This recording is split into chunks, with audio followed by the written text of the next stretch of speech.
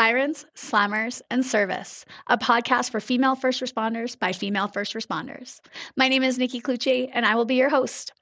As a former correctional officer in Alberta for almost 2 decades and the founder of Blue Line Fitness Testing, which provides law enforcement fitness testing and first responder wellness workshops, I started this podcast as a way for female first responders to share the trials, tribulations, and triumphs of their daily work.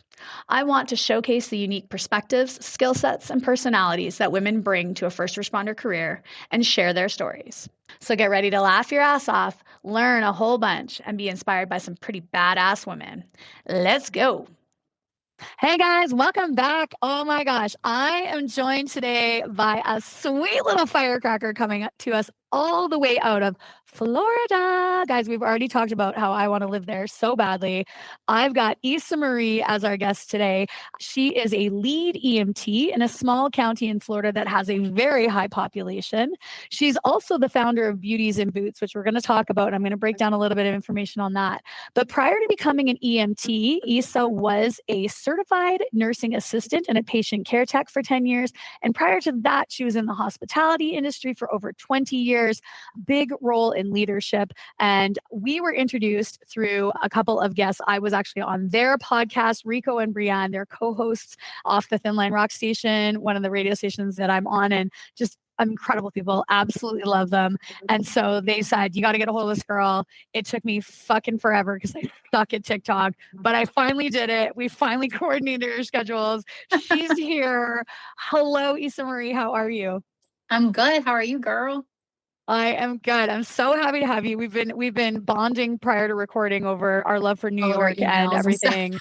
Yes, and emails. And she's wearing, you guys, you can't see her because I usually just pull audio for this, but she's wearing a I need a Diet Coke and hat, guys. And I am vibing on this so much vibing on the I need a diet. So do I need a Diet Coke. God damn it. I 100% do. I should have grabbed one from the fridge too. I got him in there.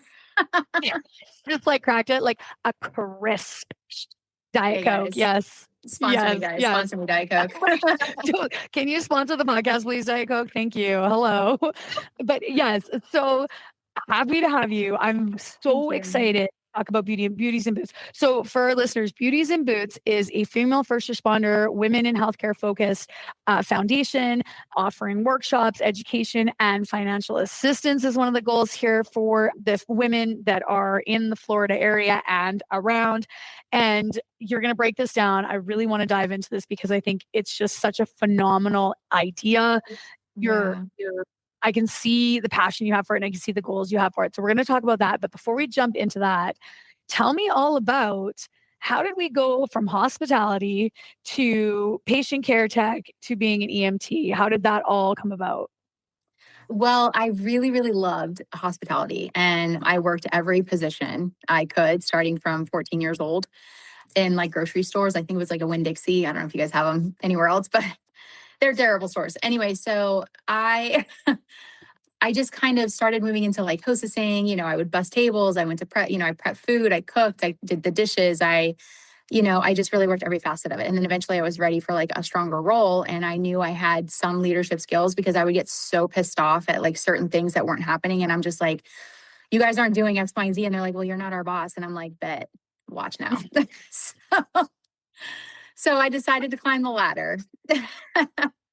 And so I did a management for about 10 of the 20 years between hotels and restaurants. And so my last like major role was at the Casa Monica Hotel in St. Augustine, which if you've never been to St. Augustine, Florida, you have to visit. It's the most gorgeous town. Besides the town I live in, they're like very historical. I'm a big history buff, so I like living in like historical areas because it doesn't make me feel like I'm in Florida, but then I can go 20 minutes, east and I'm at the beach. So it's kind of cool. Got like best of both worlds. And so I was managing there, and then a brewery in back where I live was vetting me. My parents used to go there all the time, and I always wanted to own a restaurant. So I was like, well, before I own one or get one, I need to manage one. Like, even though I've managed, I wasn't like a GM. That was like my next step. So they were making me basically the restaurant manager. So it was me for the front of the house. And then they had a chef that was going to be the kitchen manager. So we were going to work in tandem. And so I came home against my better judgment, and which of course it led me to this. So I'm not too upset about it. And then the wife made my life a living hell. Like, she hired me to come in and change everything, make it better. That's what I did. I was good at looking at stuff we needed, like rearranging the side worksheets, rearranging the in and out times, the schedules, making like competition boards, making people want to upsell and all that, and then getting gifts like rewards for it. Like, I was really good at that stuff. And so that's why they hired me. Well, when I started to do those things, she would literally come in and be like, well, now they think I'm just dumb. Well, now the staff is, I'm like, girl, first of all, you're a grown adult. Why are you talking like a child? And second of all, this is what you fucking brought me here for. Yeah. Like, you hired me to make these changes.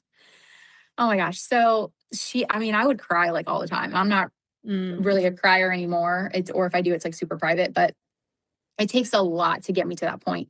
And I would just leave work crying all the time because I'm like, this lady's making my life hell. Like, I don't understand. And then on top of it, the staff hated all the changes I was making. Like, they basically ran rampant in that restaurant until I got there.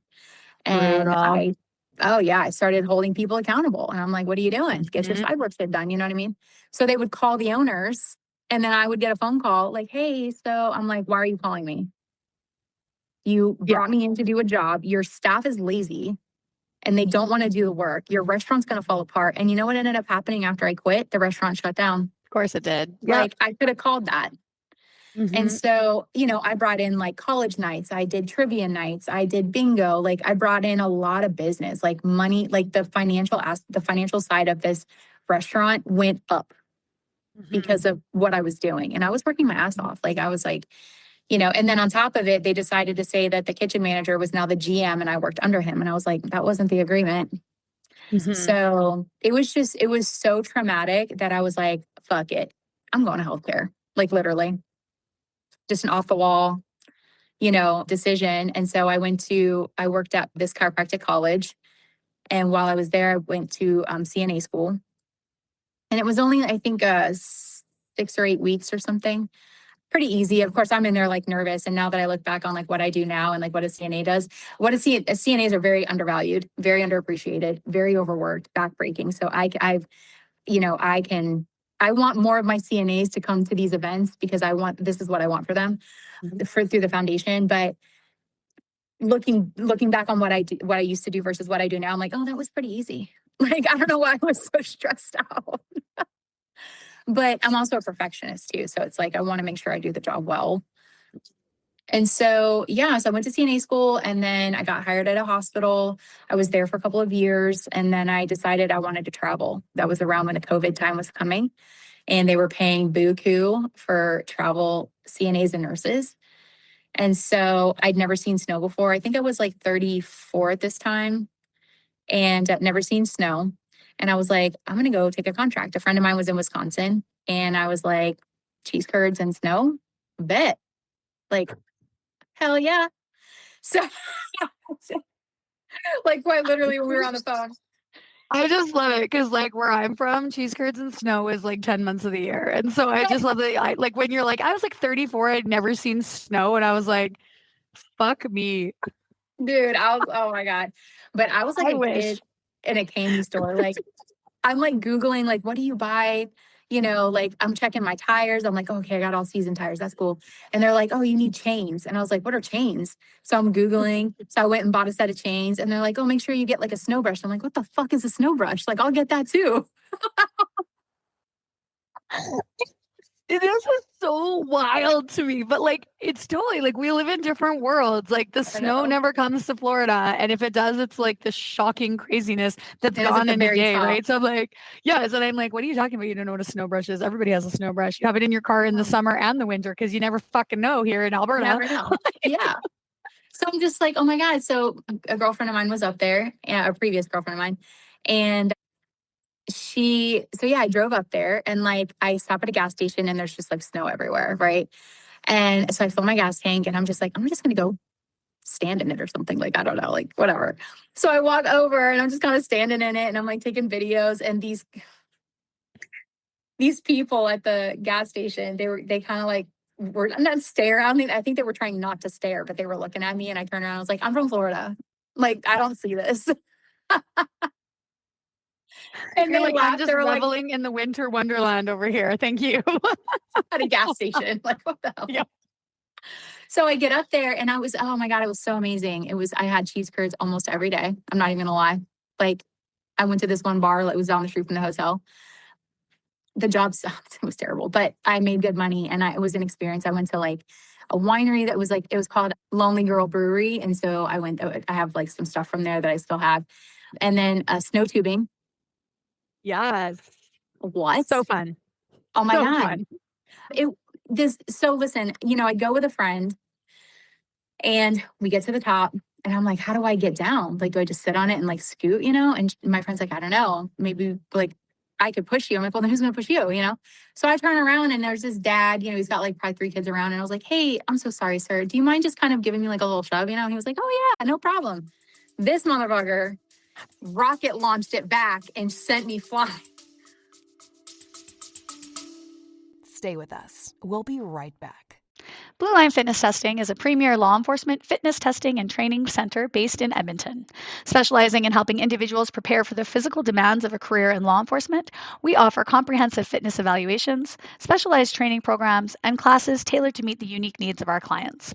Our facility hosts a range of classes and are committed to fostering a supportive and empowering environment where clients can achieve their fitness goals. Our team includes experienced trainers who bring specialized expertise in law enforcement, self-defense, personal training, and rehabilitation. We engage through our community through challenges, events, and our podcast, and we are dedicated to helping individuals succeed in their fitness journeys and career aspirations in law enforcement. Are you looking to get started with your career? Come see Blue Line Fitness Testing, and we'll get you there. 100%. That's exactly what I would do. I would hear your little cute accent and be like, oh, girl, you want a snow tube? You're going to snow tube. I screamed and I was filming and I'm just yelling, but I'm laughing at the same time because it was so much fun. I got to say, I probably went down that thing like 10 times. I had the best time. It's and wicked. Yep. And then one night it was like, I will tell you probably one of my favorite memories of traveling. Cause after that, I came home for like a couple of months and I worked at another restaurant because the manager was amazing. He's like a brother to me. We're still very close today. And so he let me take the contracts and come back. And I was the manager of the restaurant. And so I will tell you, after that, I went to Colorado, went to Denver for 6 months. And then I came home, had a massive Mentee bee in my closet and couldn't stay in Florida. And I'm like, I need another contract. I can't. I was like a junkie. And I drove everywhere. I drove from Florida to Wisconsin and back. And then I drove to Denver and back and I extended my contract. I was there for 6 months and then came home, had the Mentee bee. And I was like, I can't. Drove all the way to Oregon for 6 months. It was crazy. Oh my God. But my favorite memory, I have a lot of them, but probably one of my most favorite memories was in Wisconsin. I did a couple of night shifts. And so when you would go outside, and I know you're going to know this feeling or this vibe, I would go outside like real late at night, probably 2, 3 o'clock in the morning, and you can hear the snow kind of falling and it's like dead quiet. That is probably I can still hear it talking about it right now. And it was probably one of my most favorite memories in the whole world because it's like, it was so peaceful. And then I had to use the snow brush. Oh my God, girl, I made a friend and we go out to my car and I was like, hey, I know it sounds really weird. Will you film me using this airbrush or this snow brush? Because no one, I don't think back home knows what this is, And she's like, yeah, girl, I got you. And so I take the brush and I'm like, well, where do I start? And she's like, girl, just brush the car. And I'm like, okay. So I start brushing the snow. I just start laughing. I'm having the best time brushing the snow off my car. So I'm getting the windshield and the front and whatever. And then so I start to go at the top, right? And she's like, what are you doing? And I was like, I'm brushing the car. She's like, you don't got to do the roof, girl. And I'm like, well, how am I supposed to know? I'm from Florida. Closest thing to snow we have is sand. So we have people here in Edmonton. So we get lots of snow all the time. Snow, like feet of snow. And so the biggest thing that pisses people off here is that it'll be like, like 6 inches of snow will fall and your car is covered, absolutely covered. And so you'll do your windshield, get the windshield, you'll do the side so you can actually see out of your like side windows. You'll do the rear view mirror so you can actually see. But then people leave like the rest of the snow on the car because like you're not fucking brushing it off because who's got time for that shit? But Right. then when you start driving, the people in front of you that haven't brushed the top of their car It blows off off the or the back. trunk, it blows off and then it covers your car. So like if you're one of those people in Edmonton, we fucking hate you. We're like, hey, dickhead, brush your roof off, brush your hood off, brush your trunk off, so that you're not covering my car that I did completely brush off and or Right. causing like whiteout conditions as it's like flying off your car. Oh So my God. yeah, And I told her depending that on the too. amount of snow. Yeah, depending on the amount of snow, you gotta brush the roof off. Oh yeah. I mean, that's why, because at some point I looked at her and I was like, well, what about the cars behind me? And she was like, it just blows off. And I was like, okay. But I just finished the roof. Like I didn't care. I just finished it. But yeah, I was like, oh my God. And then from there, after Oregon, I was ready to come home. Oregon was oh my God. If you've never been to the Pacific Northwest, I fell in love. Like I would live there probably. Like it's so gorgeous. But it's so wet and rainy. Like I'm surprised going from Florida. Yeah. Like, we're okay with the wet and raininess. Well, have you been to Florida? That's all we are too. No, Like people okay. think Florida's like sunny 365. Like we're rainy, wet and rainy, probably I would say 6 of the 12 months. Like right now we're in hurricane season. And so like it's like dark skies out there ready to storm. Like it's all the time. Like, but I think for me, I really loved like the environment. Like it's so gorgeous. Like the hiking and the ocean and just like how it was just, I don't know, like the green, it was so green, like if you've ever seen Twilight, that's 100% what it looked like. It was like that in person. And I'm a huge Twilight fan. And so I was like, this is incredible. Like I just had the best time. But so anyway, I was ready to come home, called Advent where I live, and I applied for a job for a patient care tech, and I ended up getting the job. And then I was like, I can't do this job anymore. Like, I don't want 15 to 30 fucking patients every time. And I don't know what I'm walking into. And I'm tired of all the nurses half the time. Like they, not saying they wouldn't help. There were several that wouldn't help because, that's not my job. But a lot of them were inundated themselves. So it's like, you couldn't get to everybody. And I couldn't give the care that I wanted to. Like I was in and out of rooms just, hey, what do you need? Okay, cool. What do you need? Hey, cool. Oh, let me check and change you. Like I just couldn't give that. So I'm like, please give me a job where I have one patient, just one. And I don't know what made me think of EMT. I don't know where it came from. It was just, I guess, like a thought in my head. And I don't know. And I'm mad that I didn't think of it sooner because I would have done this job like a hell of many years ago. And so I called the program, like the lady that she's like a front desk person, but she is the backbone of that program. I love Teresa. And so I called her. I was like, hey, I'm coming back from Oregon. I'm working at Advent and I really want to do the EMT program. Like, or is it still open? She's like, oh, it just closed. And I was like, okay. I was like, all right, well, maybe next time. And I was like, I just got back from traveling during COVID. Like I've been a CNA for like 10 years. And she was like, oh, okay. We ended up getting off the phone. She called back. She goes, you said you had 10 years experience in health? I was like, yeah, I've been doing it for almost 10 years. And she was like, oh, just submit your application. I'll push you through. Like you have experience. And I was like, okay. So that was one thing where I was like, oh my God, that's so easy. And then now I've applied, I'm getting all the paperwork together, which surprisingly also ended up being fairly easy. And then I'm like, wait, shit, how am I going to pay for this? Like, I didn't even think about that part. I was like, I can't get financial aid. Like, oh my God. And then probably, I would say maybe a week or so before the program started. I'm having a hard time remembering, but it was about that time. She called and was like, oh, by the way, we have a scholarship. So for the program, so you don't have to pay for anything. And I was like, God, Yes. hello? Like, what? You're like, buddy, you're listening. Excellent. Yeah. And so that's what really made me believe, like, okay, this was the path. Like, I probably should have done this sooner, but at least I'm doing it now.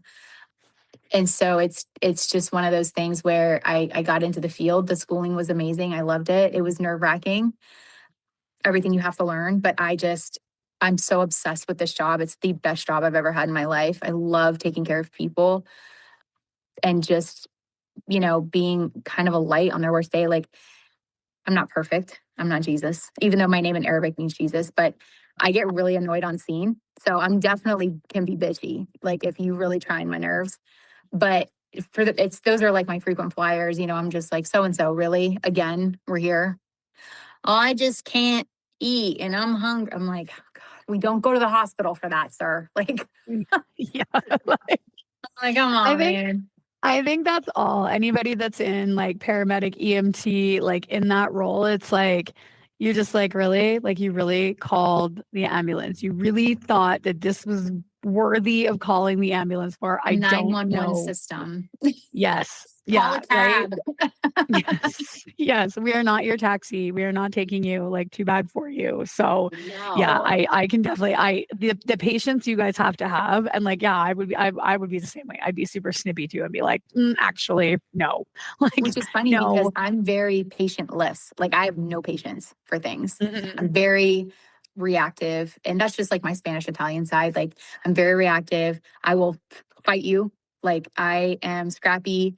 I will stand 10 toes down with a 6'4" man. Like I don't care. Like you're not going to try me some type of way. So that's just, so it's hard sometimes to like rein it in. So for me to have to do a job where patience is key, girl, that's why I'm like, God, what are you doing? Like, You're like, wait, you gave me this job, you let it be like free, but you didn't give me the Coles Notes version, which is, hey, by the way, no, the one thing that you need to have is patience. patience. Oh yeah. So I tell them all the time. I'm like, come get your kids or come get me because this place is ghetto. Like, you got to figure it out. That's another Issaism. That's what I say all the time.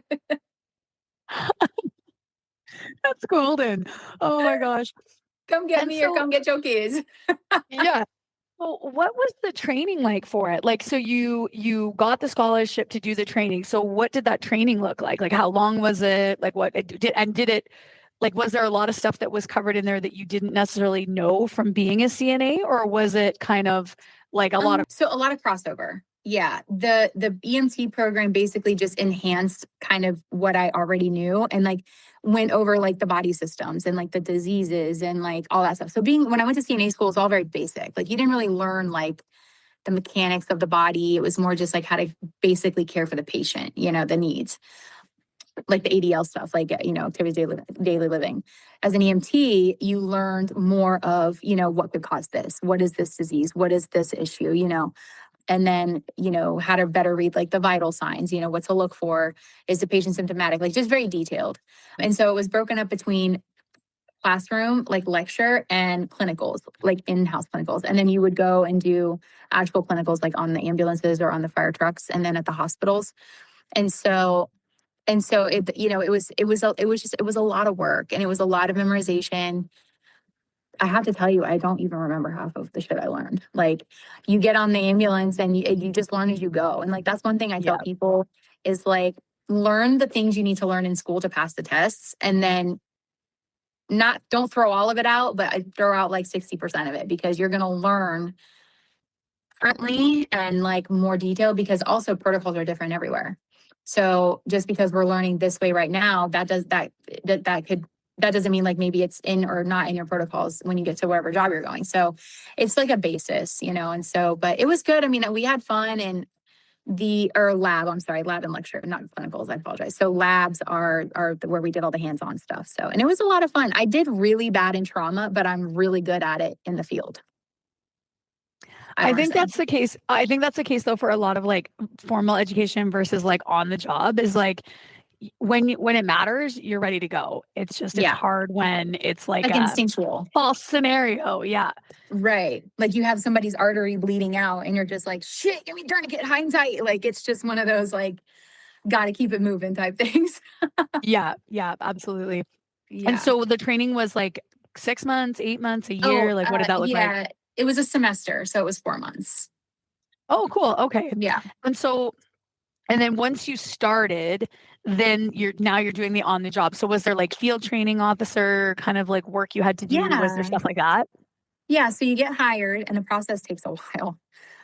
And so when I actually went to take my enter EMT, I didn't want to wait too long. So I waited a couple of months at least. Like I was just hesitant. I even did like an enter EMT prep class. Like I did all the things. And so I go to take the enter EMT. It's like pouring rain. I had to go take it like up in Jacksonville. And I sit down and it's like 120 questions, like max. And so sometimes it'll cut you off sooner and sometimes you have to take all 120 questions. Well, I had to take all 100 I left defeated. I was like, shit, man, I'm going to have to take this shit again. Like, I did not pass. I drove home in tears because I was like, oh my God, this is going to suck. I have to pay for this again. I had a huge headache. It was like pouring rain. It was so dramatic, you know, one of those dramatic movie scenes. I get home and I lay down and take a nap, and my phone is ringing. Like, I had like 2 missed calls, and then the third call is when I heard it ringing. And then I woke up, and the guy who's like the recruiter for the company, he was just like, hey, I hear congratulations is in order. And I was like, who is this? And he was like, John. And I was like, what do you want, John? What do you mean congratulations? Why would you say that? Like, I didn't pass. I had to take all 120 fucking questions. He was like, I'm looking at a pass score on your thing. And I was like, you are not, man. Like, I was just like very hostile because I was so for sure that I failed. And he was like, no, Isa, you passed. Like, just, you know, I was like, okay, what? I was just like, oh my God. Yeah. I know. Yeah. I don't know. And so it was really, really cool. It was really, really cool. And it was hard though. I mean, and it'll ask you like the same questions. If like it needs a different answer, it's like, okay, dummy, like we're asking the same questions. And I'm just like, God, I must be stupid. It's like when you're doing an interview and the person doesn't give you the right answer and you're like trying to give them another chance. You're like, okay, and so like what other options like what do you else think are your would weaknesses? be Yeah. right? Like what other things do you think would also be needed in this situation? And they're still not getting the mark. And then you're just like, and now we're going to move on. That's a failed question.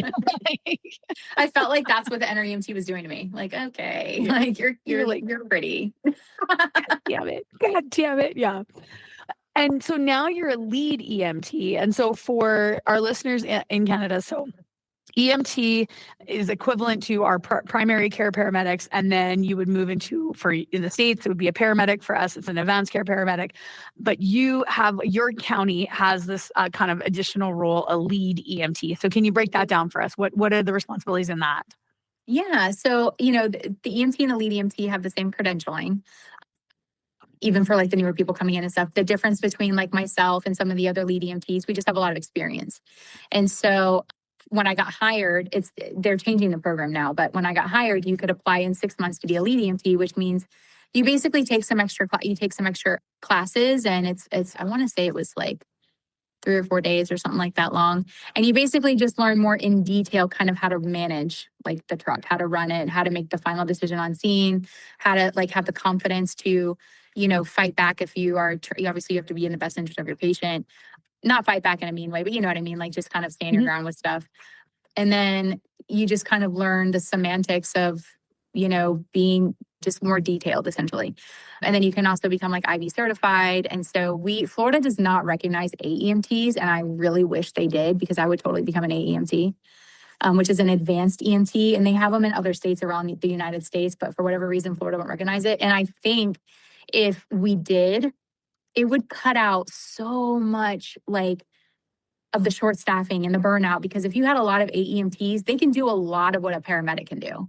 Like it's very, very close.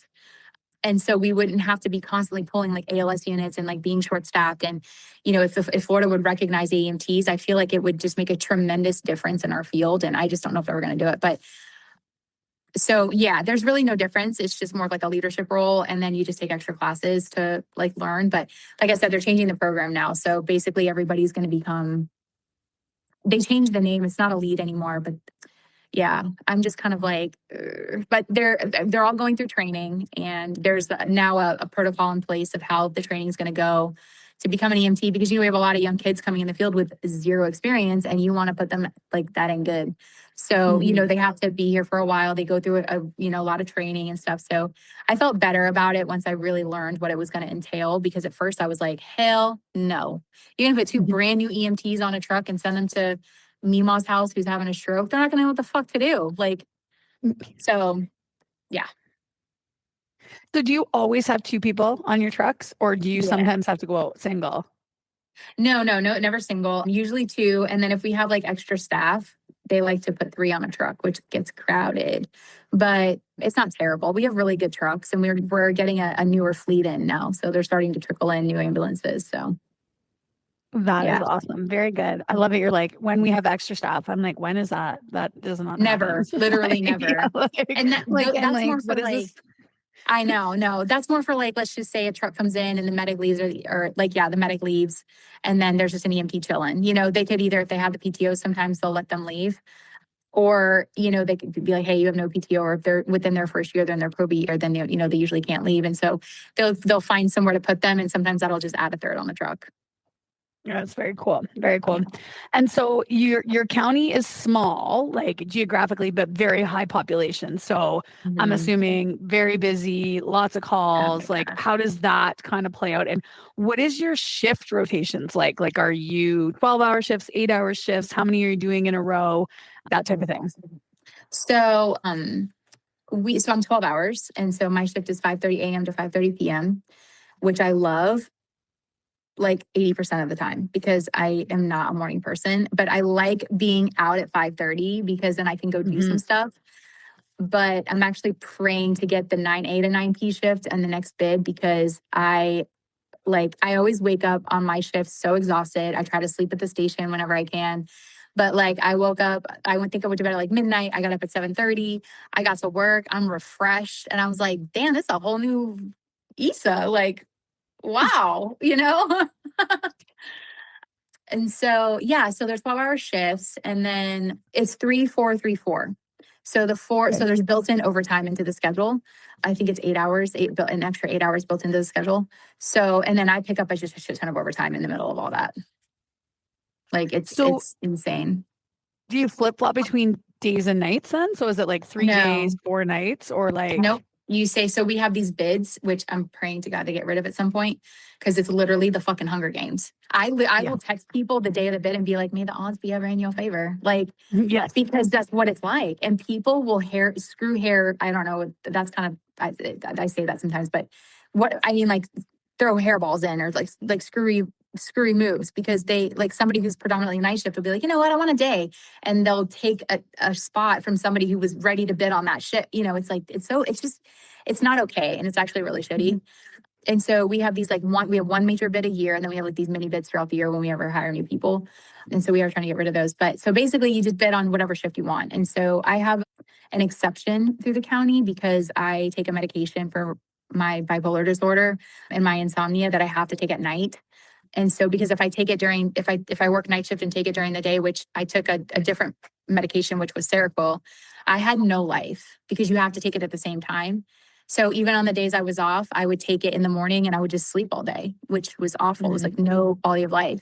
So my doctors were like, look, you need to just take this at night because you need to live. Like what are you going to do? Work and sleep for the rest of your life? I'm like, I mean, I would rather sleep for the rest of my life. I don't really want to work, but whatever.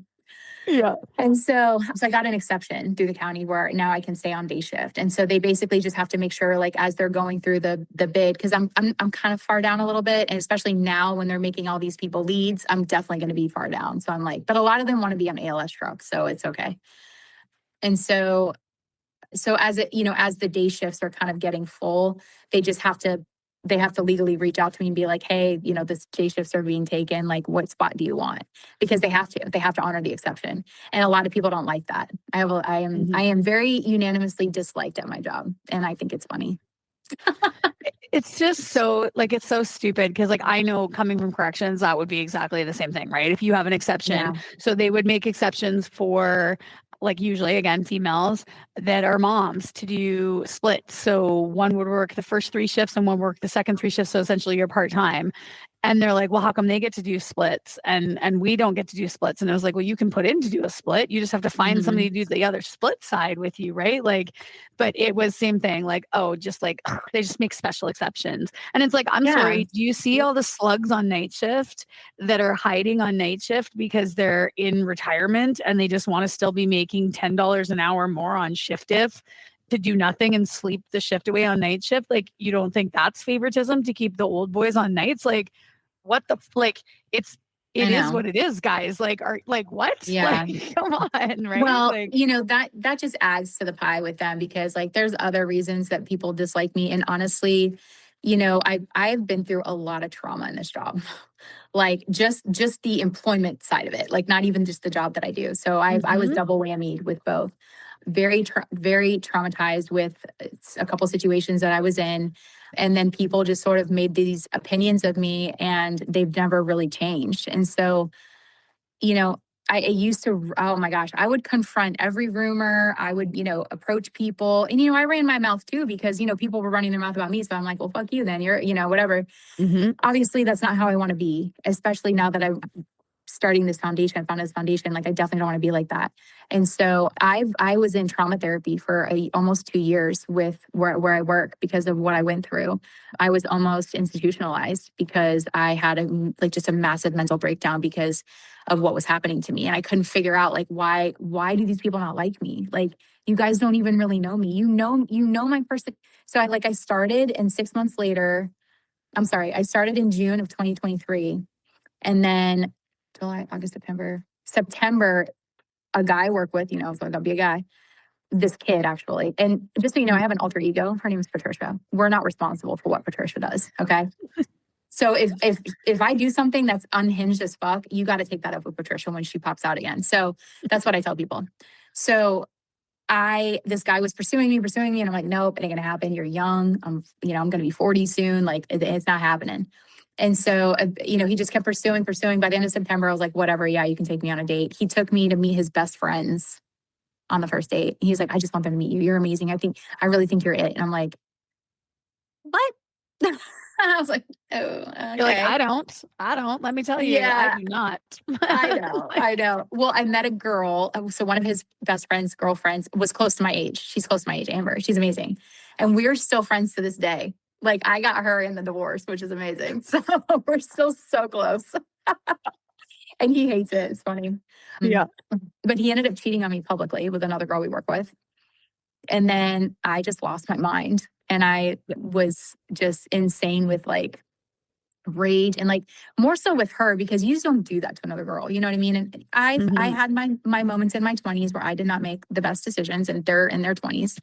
And so, there was like a 0.5% part of my brain that was like, I kind of get it because I was a little bit hoey in my 20s too. And so, everybody is. Right. You have to have a hoe phase, guys, just saying. Yeah.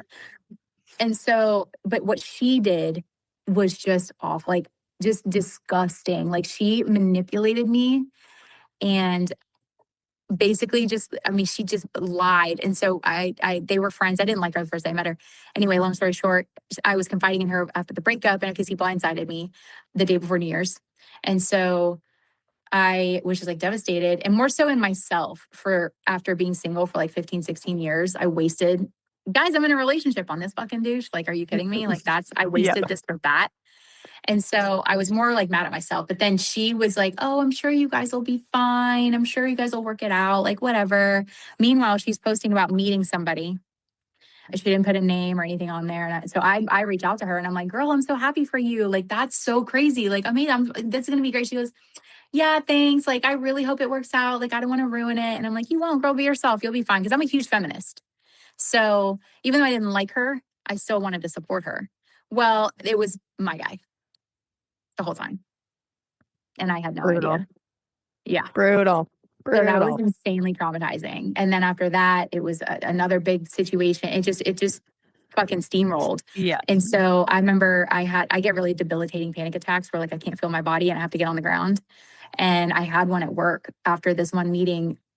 There's like a lot to it, but one of my battalion chiefs, he's a division chief now. One of my battalions had to come literally pick me up off the bathroom floor because I couldn't even stand. Like, it was just so much that happened.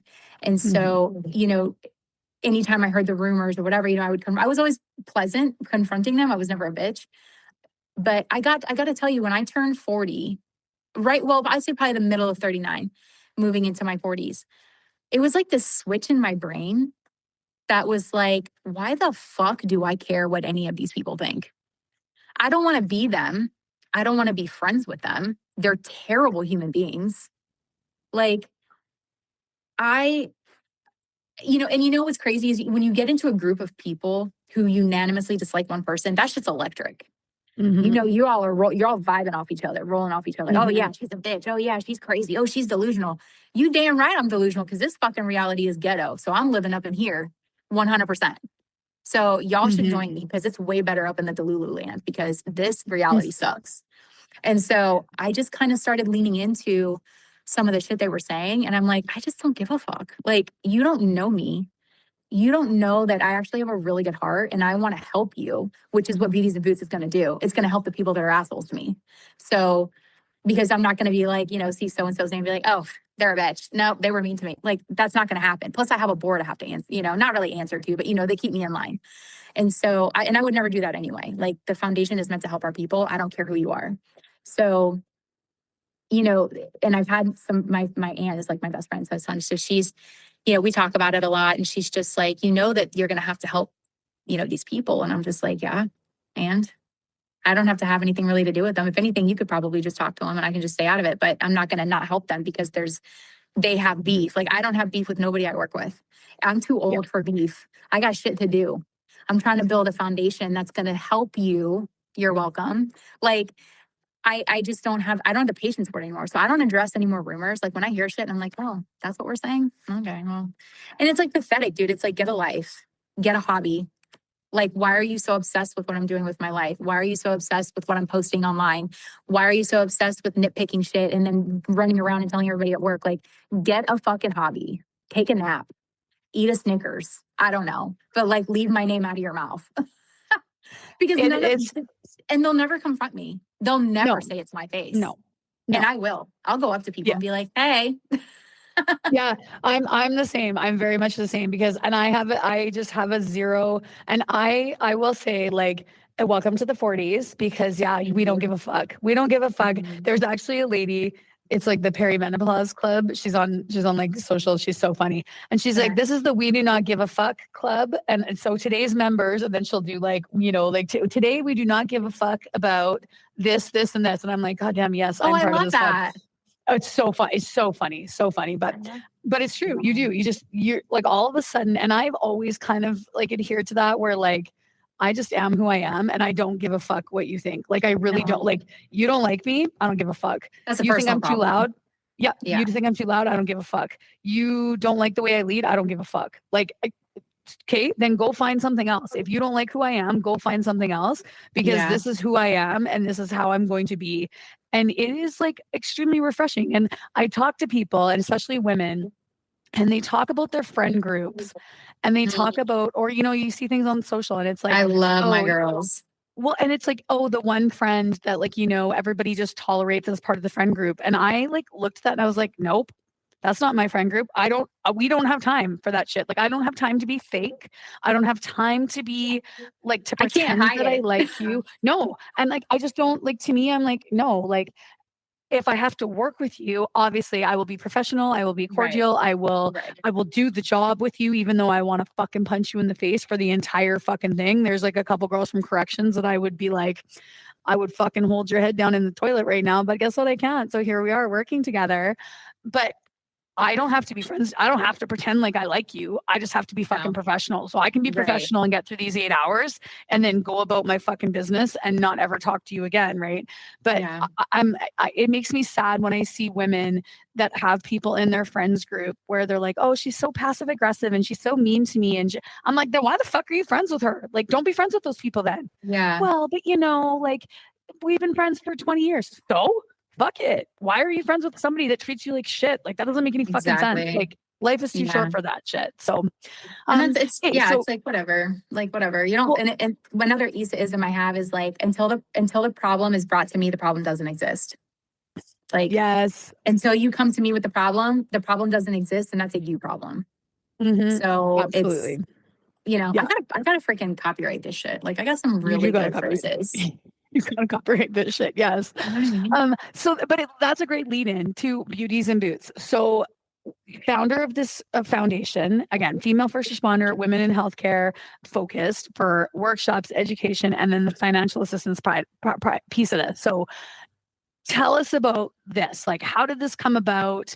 What can we expect from you? What are the big goals that we have for this foundation? Like, what's coming? What's coming our way? Oh, girl, hopefully a massive change. Yes. So I was attending these first responder summits in the Carolinas, and they were so amazing. I genuinely just loved being there. It was electric, like everybody in one room. It was just it was really cool. Without giving like too much information away, I decided to come home and from one of the summits, and I was miscommunication. We'll just say that. Mhm. And so, I was like, well, listen, we don't have anything like this here in Florida. And I don't even know where else this would even be. I mean, I'm sure something like this exists elsewhere, but we don't have it here. And so when I came home from one of the events, I was sitting down, I wrote like 10 pages of notes, and like, I'm a Christian. And so, when I've had nudges on my heart over the years of my life, and, sometimes I'll answer them, sometimes I won't. But there's been very, very few times, just like maybe 2 or 3, where God literally sets my heart on fire for something. And that's what he did here. And I was like, holy shit, this is crazy. Oh my God, this is insane. And I just had like 10 pages of notes by the time I was done writing.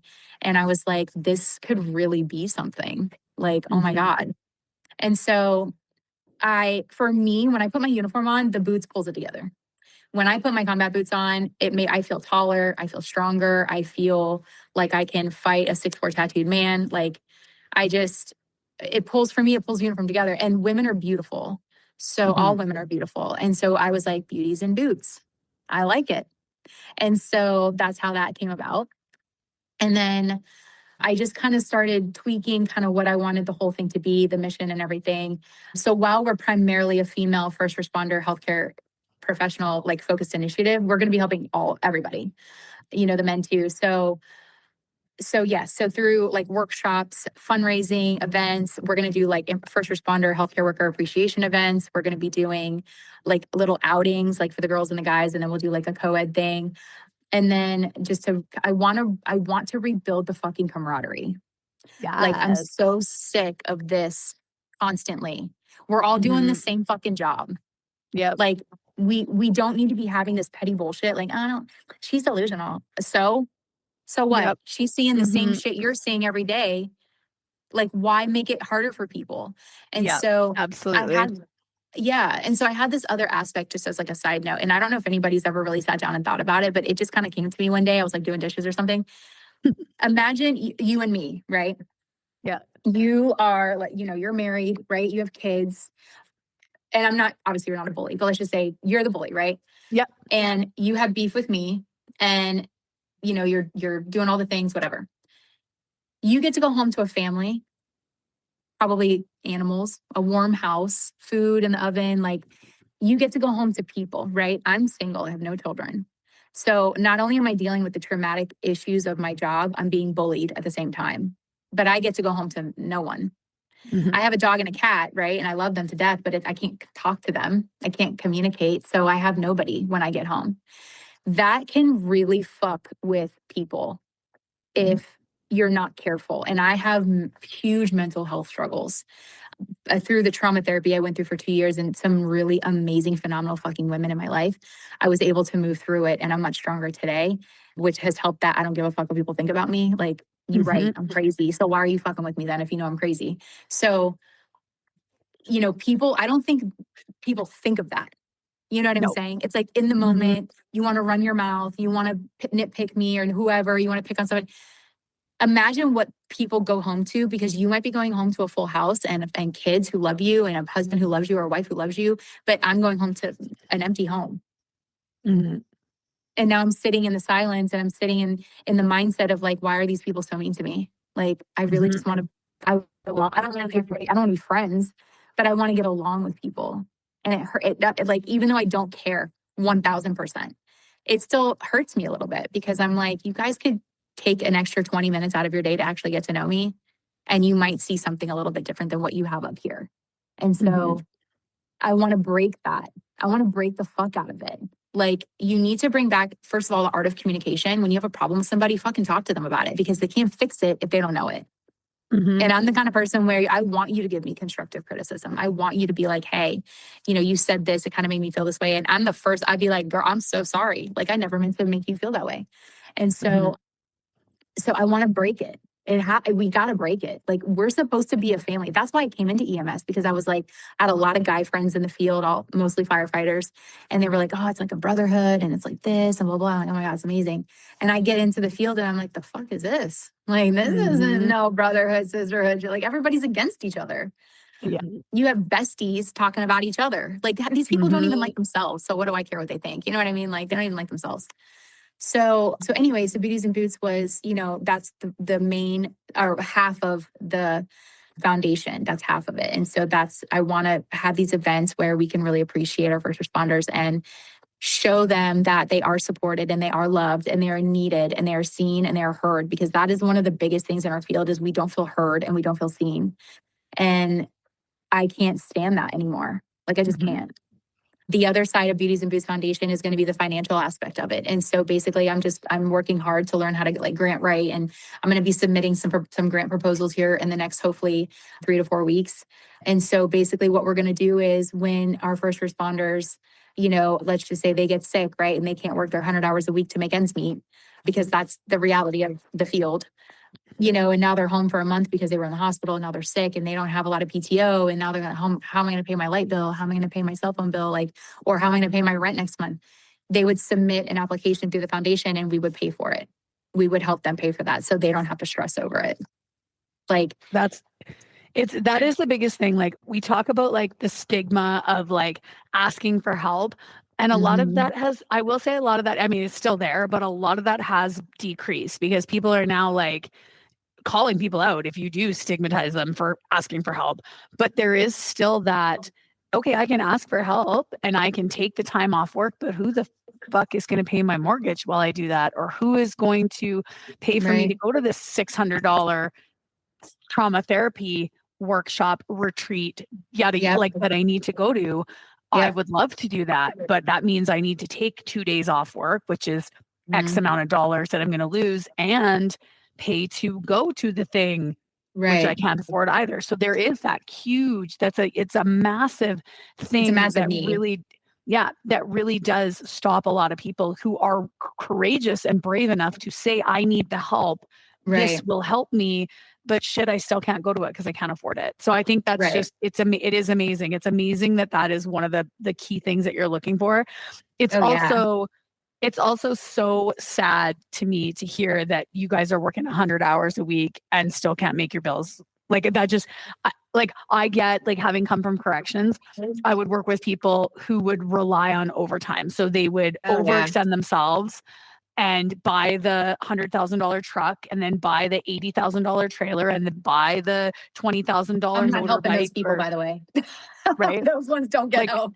They would have all that stuff relying on working triples, all the time. And then all of a sudden the overtime dries up and they're, oh my God, poor me. How am I going to pay my bills? I'm like, motherfucker, you got shit based on an overtime wage. Like that's not even realistic. Like it's not sustainable. Right? Like what were you thinking? And I mean, like we do, like I will say corrections up here, we do get paid quite well for what we do, quite well for the work that we do. So like you're just living way beyond your means. So like, no, I don't have pity for you. When I was a manager and they'd come crying to me like, come on, throw me an OT shift, I'm like, dude, no, like there is none. And why would I pick you out of everybody else? Oh, because you bought $100,000 truck and you don't know if you can make your truck payment. You shouldn't have bought $100,000 truck. Right. That's not on me, man. That's on you. And that's what right? like that's what it comes down to. It's like, we do, I am, I'm guilty. Sometimes I live outside of my means, but because where I work, there is and we're just girls, you know what I mean? Yeah.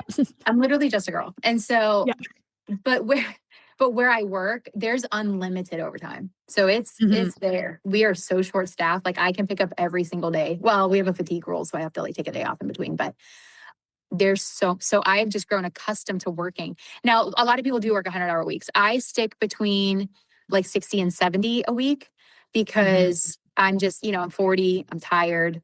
And it's, I was like one of the top 2 people on my shift, on my alpha shift that had the highest overtime. Like I worked like every day and I would forget what shift I was on. I would be like, oh yeah, blah, blah, blah. Oh wait, I'm on Charlie's shift today. Oh God. Okay. And so it would just be like this joke between some of the people I am friendly with at work, easy, you're both shifts, like you A and C, like what's up, And so So yeah. And so we're going to be also funding scholarships for people to go to EMT school, to go to paramedic school if they can't afford it, they don't get financial aid. We're going to give scholarships for books, supplies, gas cards, food cards. We're going to help with baby items, childcare if it's needed. If somebody needs inpatient care because they're having a mental breakdown, hello, they can, if their insurance or EAP, I really want to partner with EAP if I can. That's on my list of goals. Is whatever they can't cover or whenever that runs out, then we would come in and pay the back end of it just to help them, like addiction issues, stuff like that. I don't think we're going to dive too much into the legality side of it because that just can't be associated, I think. But as far as like the help behind it, like the actual, like the treatment and stuff, like that's what we want to be involved with. Like that's what I want to help with. And so we're just going to dive into every facet of what it means to be a first responder because as you know, corrections, EMS, healthcare, what we do is fucking hard. And people don't understand what we deal with in the back of that ambulance. You could go from a pediatric arrest to a 80-year-old seizure to Johnny Smith, who's our frequent flyer who wants a ride every other day on the ambulance. And then you go to a drowning and then you have to clean the ambulance in between each shift.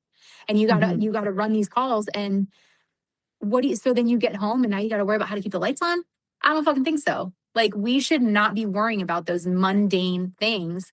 And I don't mean that as like no other job, or whatever is like beneath EMS. Nothing is beneath anything. No. But EMS and healthcare are one of the most difficult jobs with what we see and what we do. We don't need the praise. I don't know what to say when people are like, oh my God, thank you so much for your service. I'm just like, you're welcome. Like, it's weird. I don't know what to say. But we chose to do a job where we don't know if we're going to go home at the end of the day. We have no idea. I don't know if I'm going to get beat up. I don't know if I'm going to get stabbed, which if you're not paying attention to the news, people, EMS are getting heavily attacked right now with these crazy psych patients. I don't know if I'm going to get clipped on the side of I-4 because it's raining and people are idiots and they don't know how to move over into the left lanes, which has almost happened 3 times, by the way. Like I've almost gotten clipped. You just don't know what's going to happen. And so doing the job that we do and then going home to worry about these everyday things, like it just compounds the stress. And we show up to work tired, aggravated, hungry. Our bodies are in pain and we're the worst people to ask for help. Like you said, we don't ask for nothing. We don't go to the doctors, like none of that. And a lot of times it's because either A, we don't have time or B, we can't afford it. So I just want to break the fucking stigma. Like I want to blow this shit out of the water and just like change the game. Like I tell people, I'm like, I want to change the motherfucking game. Like I want to change it and I want to help our people because we fucking need it. We should be going to work well rested, fed, not stressed about how we're going to pay, the water bill. Like we shouldn't be worrying about that. We need to go to work ready to save your life because if we're supported, if we're taken care of, if we have everything we need and we're not stressed over shit because we got to work 60 to 100 hours a week to make ends meet, you know what kind of care the community is going to get? Fucking top 8 notch. You're not going to get a grumpy paramedic who hasn't slept for 48 hours. You're going to get somebody who's like, hey, good morning, because all their shit's paid and they know that there's somebody behind them, a foundation behind them that's going to help them when they need it. That's what it's all about. I love that. I love it. Change the motherfucking game is right because it takes that passion and it takes that drive to ride out all the bullshit that you're going to have to jump the red, push through the red tape and do all that stuff. And so I think you're just, but I think you're just the one to do it because that's exactly it. Like the change makers come because we're loud and feisty and we don't take no. And so, like, to me, I love that. Same with when I started Blue Line. People fucking laugh. They're like, oh, yeah, Nikki's going to start this business. Sure. She'll be fucking closed up in 6 months. She won't be running. This business is going to be in the tank or fucking here we are. We're going to be 7 years in September. It fucking blows my mind. But 7, yeah, right? Yeah. And it's like, because I said, I'm like, I won't take no. I will not take no for an answer. It just means I got to work harder. If you say no, I just got to work harder. So I'll just work harder because that's no problem. Oh, I say yeah. Right? When somebody's like, no, I'm like, yes. Yeah. Oh, yeah. Yes. Yeah, I love it. Well, this has been awesome. And I am so excited for the work that you're doing. And guys, so for our listeners, I'm going to be throwing all the links in the show notes. I'll be throwing it on the social medias, follow what they're doing, guys. If you can help out, if you want to learn more, go check out what Issa's doing because it's incredible work. And I'm so excited for you. So yeah, can't wait to see what's going to come your way. But I want to start to wrap up. And so I always wrap up with those rapid fire questions. I love these ones because they're always funny. So number one, what is your favorite food or snack when you are on shift? It's a hard one. I know. Some people know right away, and other people are like, I don't eat. I don't actually get done to eat. I don't. I really don't. I'm on those weight loss injections. I really don't. But if I'm hungry, I really love the turkey sandwiches with the Lay's chips on it. I like open the sandwich and put the Lay's chips on the turkey sandwich with mayo. And it sounds so country as fuck, but it's delicious. It's good. It's good. It fills you up. It's good. It's a Florida thing. Okay. No, it's good. I like that. Okay. Number two would be, what would be a piece of advice that you would give to somebody that's kind of looking to get into the medical career, into EMT, and maybe looking, they want to do that lead EMT thing, or they want to go into that paramedic role? What's something you would say to them? I would tell them to, first of all, get a therapist immediately. Mm-hmm. And I would tell them to really sit down with themselves and make sure they understand what they're going to see. Because what they're doing in school and what they see on TV, it's nothing like that. It's totally different. And so, yeah, the job is cool. And I'm going to save lives and I'm going to push medications and I'm going to do all these things. You don't know how you're going to react when you get that first decapitation, when you get that first, PD code and they don't survive, or the whole family didn't make it in a car wreck. Like, you don't know that until you see it. And so I always tell students, or when I have a lot of my supporters on TikTok and stuff, they're students. And so they'll ask me questions. Like that's the one thing I tell them. You guys need to it's not even about the book work. It's not about what you're going to learn. It's about what you're going to see. And you just need to make sure that you have the therapist and you have a very strong support system, because what you're going to see, you're going to need to talk about. Yeah. Because too many first responders stay silent during those moments. And that's what eats you up inside. And then that's what creates the suicide rate to go up. That's what creates the self-harm and the rates to go up. So those are the two things. I get a therapist and a strong support system, and make sure you understand what the hell you're going to see when you get there, because you just don't know until you're there. Yeah. Yeah, that's exactly right. Like that. Okay. And then the last one is, you've mentioned a couple good goals, but what's I call them the big, hairy, audacious goals, the BHAGs. What is your big, hairy, audacious goal with Beauties and Boosts? It's be the motherfucking change, which I love. What else is there? So eventually I want to offer, so right now we're just focusing on fundraisers and summits. So I have my first fundraiser October 29th. And it's in DeLand, Florida. And so tickets are available for that. I don't know if anybody's around here, but tickets are available on the website and stuff. And then that's called Boots, Bubbles, and Brunch. So it's build your own mimosa, Bloody Mary bar. And then there's a big brunch that we're doing. I just finalized the menu of what I wanted, a keynote speaker. And then that's the official launch of it. So I'll be standing up, which I'm really terrified, and talking about Beauties and Boots and kind of what we did here. And then our first summit is called the women's summit's going to be the She Serves 2 Summit, and the guys will be the He Serves 2 Summit. And I split them because, as you know, men don't talk about shit. So they're certainly not going to talk about anything in a room full of women when it comes to men stuff. So I decided to split the two because it's just a safer environment for each prospective gender to feel safe. And then I also created an account where they can ask questions anonymously. So I really went through the process of making sure that shit is safe and it's comfortable, and it can be anonymous if you need it to, because you don't know 10 other people have the same question. Yeah. And so those 2 summits will be at least once a year, if not twice, and then I'll have a co-ed event a year. And so once I start getting these summits and these fundraisers kind of off the ground, my next step is to start doing retreats.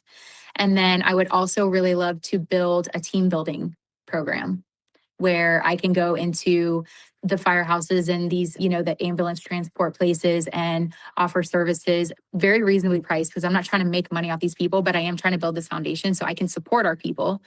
And so I'm very fair with stuff like that. And so, but yeah, I would love to build, it's on my 5-year plan is to create a team building section of Beauties and Boots where I can go in and help people, because leadership is in my blood. I know what it takes to lead a team of people. And, a lot of people think I'm a bitch. They think I'm, crazy. They think I'm too heavy handed. They think I'm like, dude, I'm not. I'm just me. I'm very blunt and I'm very straightforward, and I don't sugarcoat shit. You're going to know if I don't like you, and you're going to know if I do like you. But at the end of the day, even if I don't like you, you still need help like everybody else does. And I'm not going to take that away. So I would rather people call me a bitch for being a leader than them call me something that I'm not. You know what I mean? Like I would rather stand 10 toes down on who I am as a woman and as a person and be hated for that than be liked for somebody I'm not, because I can't do that. I can't stomach it.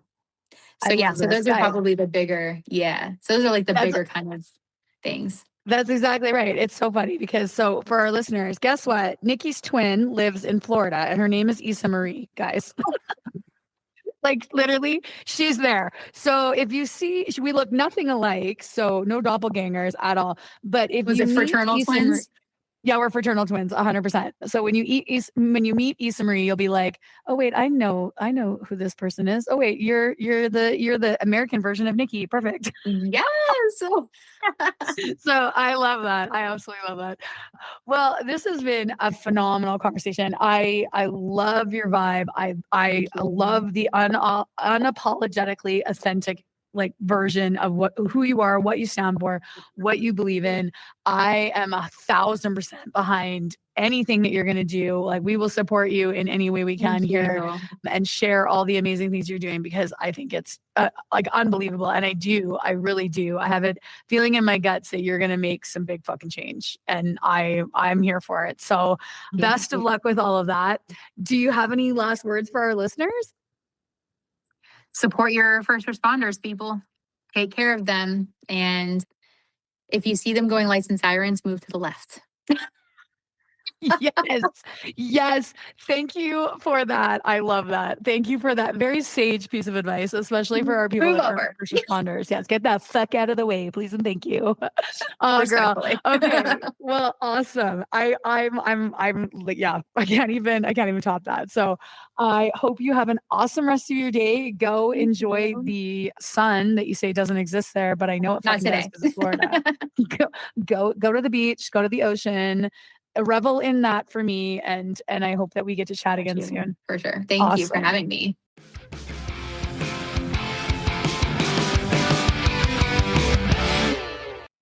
Well, that's it for today, folks. Thanks so much for tuning in, listening, giving me your time, your energy, and your attention. I completely appreciate it. Make sure you check out our next episode with another badass female first responder anywhere you get your favorite podcasts. And follow us on Instagram and Facebook at bluelinefitnesstesting.com. I hope you stay safe, keep your head on a swivel, and watch your six.